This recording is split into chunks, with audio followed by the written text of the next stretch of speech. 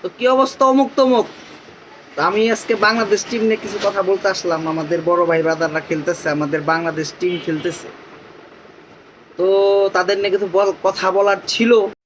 তো মানুষ এইরকম কমেন্ট বহুত করছে। যেটু কমেন্টটা হইতেছে যে আমরা আপনাদের পাশে আছি, বেস্ট অফ লাক, শুভকামনা বাংলাদেশ টিম, শুভকামনা বাংলাদেশ টিম। তো এখন আপনাদের তো বুঝতে হবে যে মানুষের একটা ধৈর্যের সীমা থাকে। ধৈর্যের সীমাটা যখন ভেঙে যাবে না, তখন আপনারা কিন্তু সমস্যা। আপনাদের মানে নিম্নতম বোধ কি নাই আপনাদের? আপনারা কি খেলতেছেন আপনারা নিজে বুঝতেছেন? নিজেদের ভিডিও কি দেখতেছেন একবারও যে আমি হ্যাঁ খেলতেছি? কি খেলতেছি?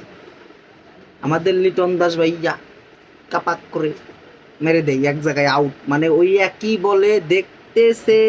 গত 1.5 বছর, গত 1 বছর ধরে একই বলে সে আউট হচ্ছে, একই ধরনের বলে সে আউট হইতেছে।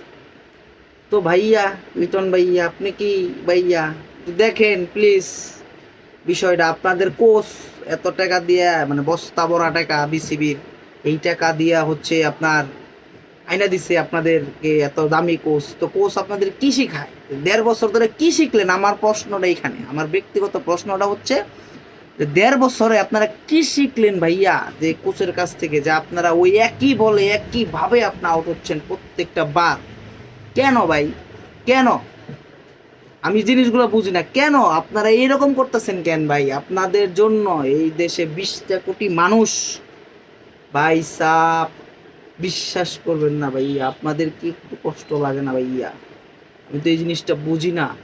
প্লিজ ভাই ইমপ্রুভ করেন। আপনি যে মাপের ক্রিকেটার, আপনি লিটন দাস, সৌম্য সরকার, তাদের খেলা দেখছি ভাইয়া। আপনারা তো সেই মাপের ক্রিকেটার না।